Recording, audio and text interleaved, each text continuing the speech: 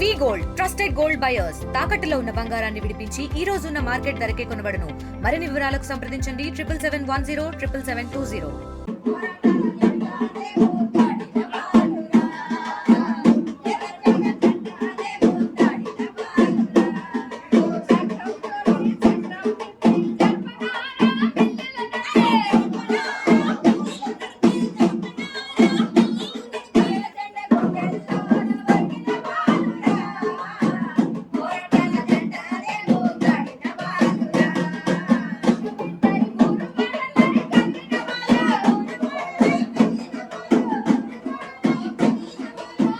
గత నెల 22వ తేదీన ఛత్తీస్గఢ్ అంబుజ్ఘట్ అటవీ ప్రాంతంలో ఆపరేషన్ కగార్లో భాగంగా 27 మంది మావోయిస్టులను హతమార్చారు. అందులో ప్రధాన పాత్ర వహించినటువంటి మావోయిస్టు పార్టీ కేంద్ర కమిటీ ప్రధాన కార్యదర్శి నంబాల కేశవరావు కూడాను ఎన్కౌంటర్ కాబడ్డారని సాక్షాత్తు దేశ ప్రధానితో పాటు అమిత్ షా కూడాను నిర్ధారించడంతో బంధువులందరూ కూడాను ఆ మృతదేహం తెచ్చేందుకు చేయని ప్రయత్నం అంటూ లేదు.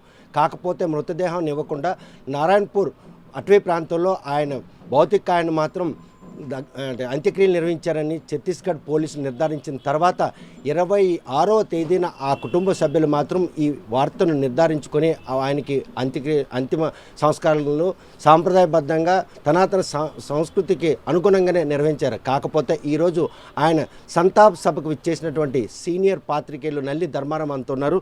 చూస్తే కనుక ఆయన ఆశయాలకి ఆ కుటుంబ సభ్యులకి ఎటువంటి సంబంధం లేకపోతే ఆయన కుటుంబ సభ్యుడిగా ఈరోజు ఎన్కౌంటర్ చేయబడ్డారని చెప్పి కనీసం భౌతికాయం తెచ్చేందుకు వెళ్ళినటువంటి ఆ కుటుంబ సభ్యులకు భౌతికాయం కాదు కదా, చిత్తాభస్మం కనీసం అస్థికులు కూడా ఇవ్వనటువంటి పరిణామం ఏ విధంగా తీసుకోవచ్చు? అసలు మానవత్వం మట్టి కలిసిపోయింది అన్నటువంటి ఒక పరిస్థితులు పరిణామాలు ఈ ఎన్కౌంటర్ విషయంలో సుస్పష్టంగా కనిపించింది అనుకోవచ్చు. సైద్ధాంతిక కోణంలో దేశమంతా కేశవరావు గారి హత్య తదనంతర పరిణామాల గురించి చర్చిస్తూనే ఉంది. మనం ఆ సిద్ధాంతాలని కాసేపు పక్కకు పెట్టి మానవులుగా మానవీయ కోణంలో ఒక్కసారి మనం ఆలోచిస్తే ఈ ప్రభుత్వం సనాతనవాదానికి ప్రతినిధిలా చెప్పుకుంటుంది. ఎన్డీఏ ప్రభుత్వంలో భాగస్వాములు ఉన్న పార్టీలు కూడా సనాతనవాదం గురించి మాట్లాడుతున్నాయి. సనాతనవాదం అంటే హిందూ సంప్రదాయం సంస్కృతి అని అర్థం. వాళ్ళనుకున్నా ఎవరనుకున్నా అదే అర్థం.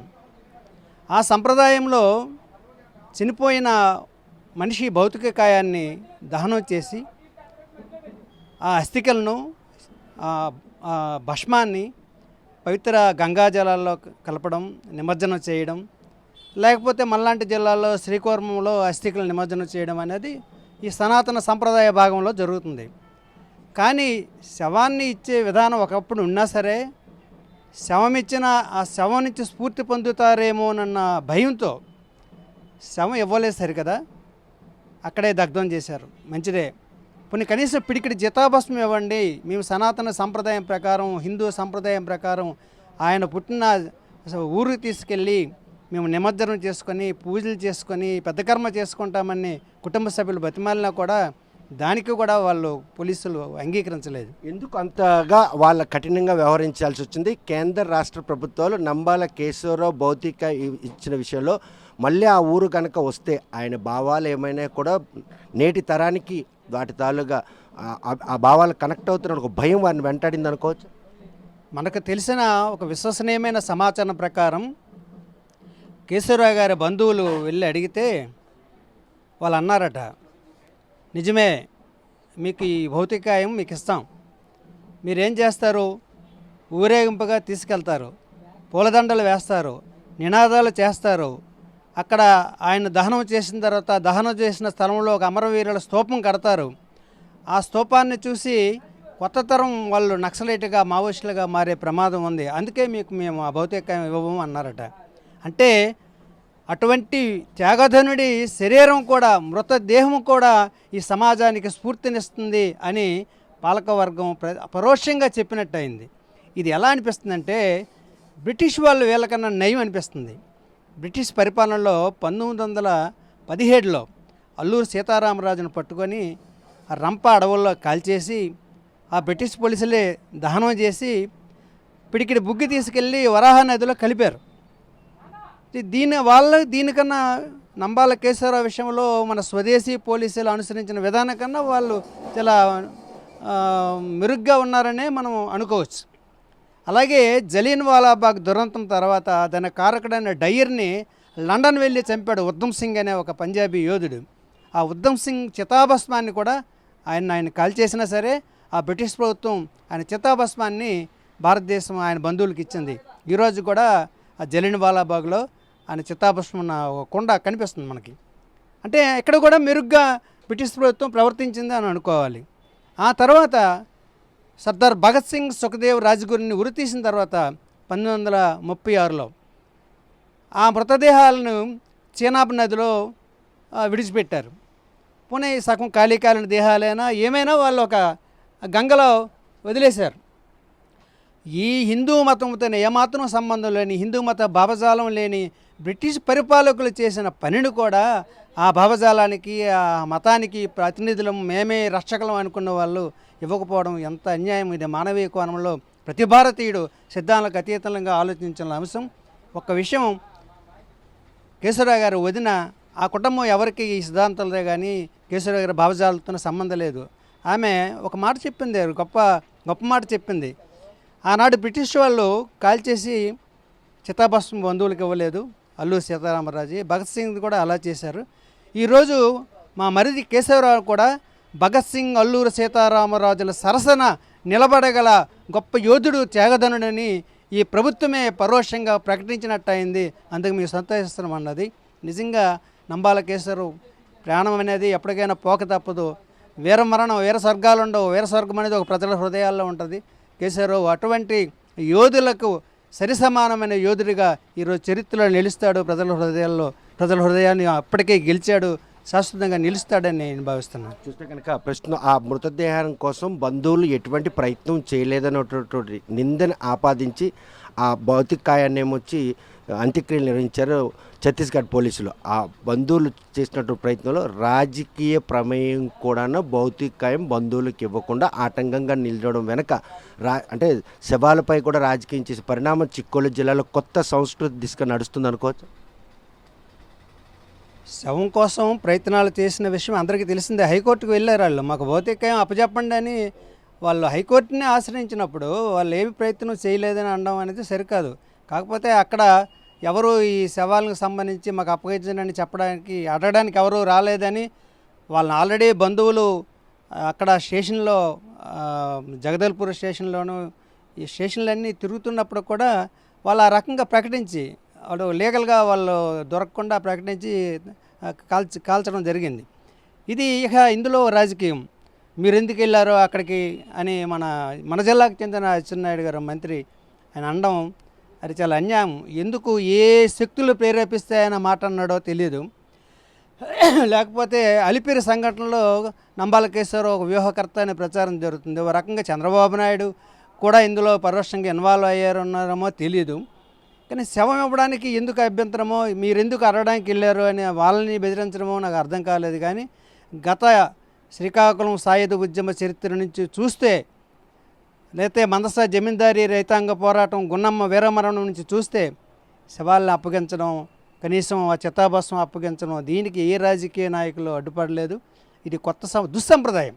ఇది దుస్సంప్రదాయం. ఒక ప్రజా ఉద్యమాల్లో చనిపోయిన వారిని శవాలు కూడా కన్నవాళ్ళు, బంధువులు కడచూపు నోచుకోకుండా, కనీసం పిడికిడి బుగ్గి కళ్ళ చూడకుండా చేయడంలో అచ్చెన్నాయుడు ఎందుకు ఇంత బహిరంగంగా ఆయన భాగస్వామి అయ్యాడో తెలియదు. ఇది ఒక చరిత్రహీనుల జాబితాలో ఆయన చేరుతాడు, ఇందులో సందేహం లేదు. ఆయన ఈరోజు మంత్రి కావచ్చు, ఆయన వైభవం ఉండొచ్చు.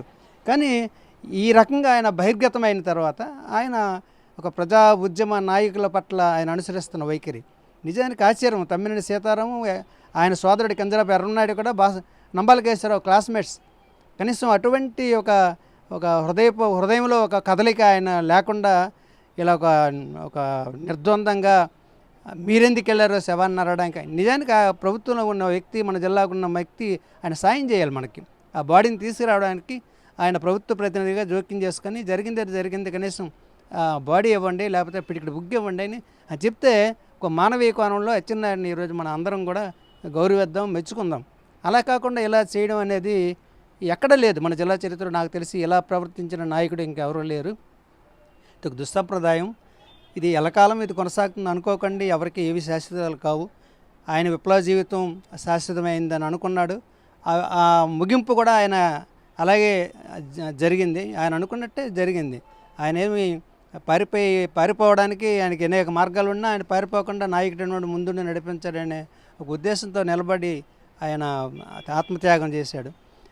అట్లాంటివి నిలబడితే చరిత్రలో మీరు శవాలను అడ్డుకోవడం, చితాభాసనలు అడ్డుకోవడం, బెదిరించడాలు, ప్రజా ఉద్యమాలని ఉక్కుపూటితో నొక్కేయడాలు ఏవి బ్రిటిష్ వాళ్ళు చేయలేకపోయారు. మనమేం చేయగలం? ప్రజాస్వామ్య పద్ధతుల్లో చట్టంలో ఉన్నాం కాబట్టి భవిష్యత్తులో ఇది ఒక అచ్చెన్నాయుడే కాదు, ఇది టీడీపీ నాయకత్వంలో ఉన్న కూటమి ప్రభుత్వంతో ఆలోచన, నిర్ణయం, ఆ విధానంగా ఈరోజు రాష్ట్ర ప్రజలు, ప్రత్యేకంగా శ్రీకాకుళం జిల్లా ప్రజలు, ఈ శ్రీకాకుళం జిల్లాకి జాతీయ స్థాయిలో ఒక ప్రధానమంత్రి నోట, ఒక కేంద్ర హోంమంత్రి నోట నంబాల కేశవరావు అనే అగ్రనాయకుడిని మేము చంపేశాం, అది ఆయన శ్రీకాకుళం జిల్లాలో పుట్టాడు, ఆయన నోటంట ఆ మాటలు ఇచ్చినంటే మా శ్రీకాకుళం రాజకీయాలకు అతీతంగా, సిద్ధాంతాలకు అతీతంగా గర్వపడుతుంది.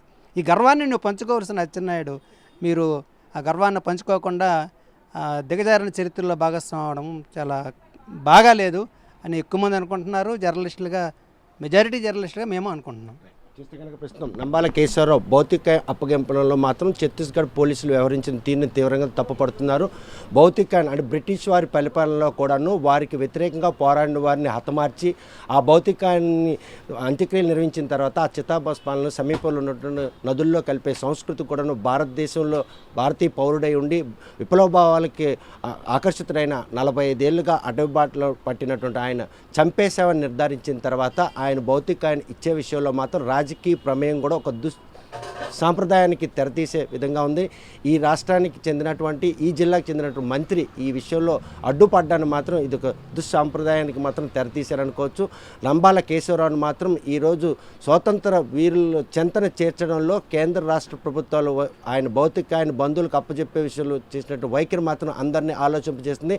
ఆయన భావజాలం ఎక్కడైనా ఇంకా భావితరాలకి ఎక్కడ అలవడుతుందన్న ఉద్దేశంతో వారు చేసిన ప్రయత్నం మాత్రం మరింత జనాల్లోనికి నంబాల కేశవరావుని వెళ్ళే విధంగా దోహదపడిందని మాత్రం ఒక సంతృప్తి వ్యక్తం. సనాతన సాంప్రదాయాన్ని కాపాడుతామని చెప్పుకుంటున్న కేంద్ర రాష్ట్ర ప్రభుత్వాలు నంబాల కేశవరావు భౌతిక విషయంలో మాత్రం రాజకీయ ప్రమేయం ఇదొక చెడు రోజుగా భావిస్తున్నారు. అటువంటి వ్యక్తి ఆయన విప్లవ భావాలని ప్రేరేపణ తీసుకుంటే కానీ బంధువులు మాత్రం ఆయన కుటుంబ సభ్యుడిగా భౌతికాన్ని కనీసం చితాభాసం అస్థికలైన ఇమ్మని ప్రాధాన్యపడిన ఇవ్వకపోవడం మాత్రం ఇది హైందవ సాంప్రదాయంపై గొడ్డలు పెట్టిగా ఆయన భావిస్తున్నారు. వీడియో జర్నలిస్ట్ రామకృష్ణతో సత్యం, RTV శ్రీకాకుళం. ఇండియా పాకిస్తాన్ ఉద్రిక్తతలపై లేటెస్ట్ అప్డేట్స్ కోసం డౌన్లోడ్ చేసుకోండి RTV లైవ్ యాప్.